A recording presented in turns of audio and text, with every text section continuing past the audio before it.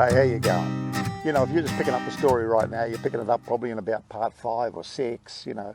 And this is a story about two mates, myself and Bob Sullivan. We decided in 2019 we'd do a bit of a trip around Fraser Island and Bribie Island. So this is a story about our adventure. Lasted about 2 weeks and we just had the greatest time. So let's go on with the story. Here we are, Thursday the 24th. Somebody must have shot the noisy, laughing kookaburras because they let me sleep till way past 5 o'clock this morning. Bob's already gone, soaking under the $2 3-minute hot showers. When 3 minutes are up, you know, the hot water cuts off, bang, and all you have is cold, or you pay the piper another $2. Somehow I lost my $2 and had to suffer under a cold shower. No sympathy from me, mate.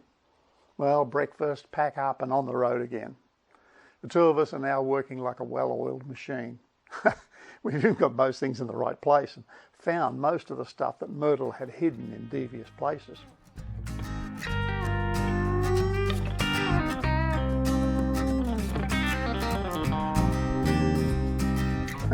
The 10-kilometre track through the bush down to Yurong on the east coast takes a comfortable 45 minutes. We find ourselves once again delighting in a hot pie from the one and only bakery. Now the tides govern driving on the beach, and at low tide you have easy hard sand and you can easily cruise along at 60 to 80 clicks. High tide you're up in the soft, bumpy, rough, gouged out stuff, grinding under lots of power, maybe 15 clicks. High tide also makes getting around the rocky outcrops difficult, with either running between surf sets or navigating the extreme overland bypasses. Most of the rocks are actually compacted black sand, like soft sandstone, or easily scraped with a sharp blade or undercarriage of cars. So, you know, we let the others carve the tracks for us. Bob tells me that there's only a few outcrops of real volcanic rock on the island. I guess I'll see the phenomena later. Right now we're surrounded by vast masses of fine siliceous sand. So we're out on the beach at 10:30 for the low tide. Cruising north, we passed One Tree Rocks, which is really black sedimentary rock, as I explained, in the surf. We stopped briefly at Lake Wabi walking track. We quickly decide it's too nice a day to spoil it with a blistering hot walk over glaring white sands of the Hummerstone sand blow. That we've already seen it from the other side anyway. We scoot further north past Pyagonan and Yidney Rocks and note the beach access to Happy Valley. Then on to our campsite on the sand dunes. We're either going to camp at Gullaroo or Eli, and checking out a good-looking place among the she oak trees at Gullaroo. I think that's how you pronounce it. We noticed a lot of dingo footprints and a half-buried dead animal in the sand. We had a unanimous vote as we decided to move further up the beach. Now, Eli campsite looks really great, and a secluded place on the dunes appeals to us both, so deal done, tents up, we own it. The famous Eli Creek is a few clicks up the beach.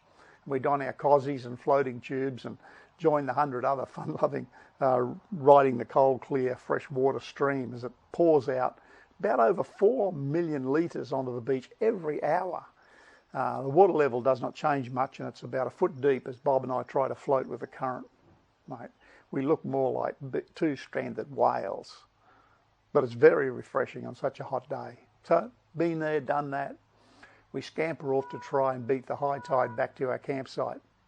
Now the soft sand throws the cruiser all over the place in uncoordinating, jerking motions, a bit like, you know, Midnight Oil's Peter Garrett, you know, while he's on stage, you know.